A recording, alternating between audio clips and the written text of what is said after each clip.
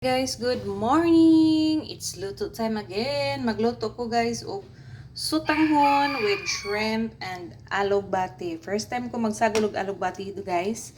Sayang mong good malabay itong akong kuha dito sa garden sa akong igsuon. So ako na lang siyang isagol kaysa sa malabay. So ganyan siya guys. Ano yung lamas guys? Ahos bombay og atsal. Magpainit ang oil guys. Tapos ibig ko naman. Isik pa mo. Mix guys ang pasayan. Isik pa mo.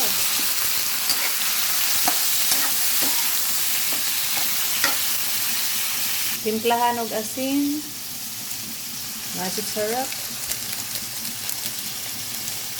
Ating karaw-karawin guys. Tapos atong takloban. Atong karawan guys.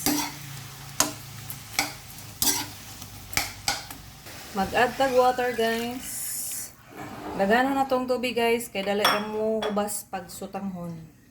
Kana siya guys, nagbukal na, natimplahan na, natilawan na pod nako guys. Ako na po nadungagan og asin, anya ibutang na to ang atsal ug ang sutanghon.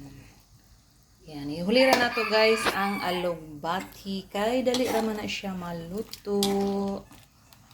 Yun lang for this morning. Nagsutanghop sa sutanghong soup.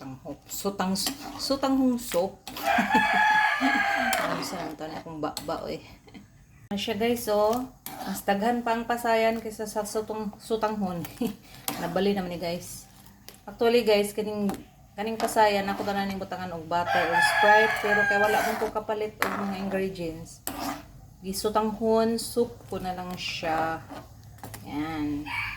Kami ang pud mo higop og sabaw guys. Oh, gibutang na nato guys ang alugbati. Actually guys, kada luto na kog mga sutanghon guys, sutanghon soup. Cabbage gid akong ginabutang or og patula. First time pa na ako magbutang aning alugbati guys. Wala man gud koy mahunaan nga lutoon nga naay alugbati. So giingani ko na lang. Try lang gud, imbento sa sudan. Lami magyapon na oy, gulay man gud na. Sag-asa man siya pwede, di ba? So mato siya guys. Thanks for watching. Enjoy cooking, happy eating. Love. God bless you all. Bye.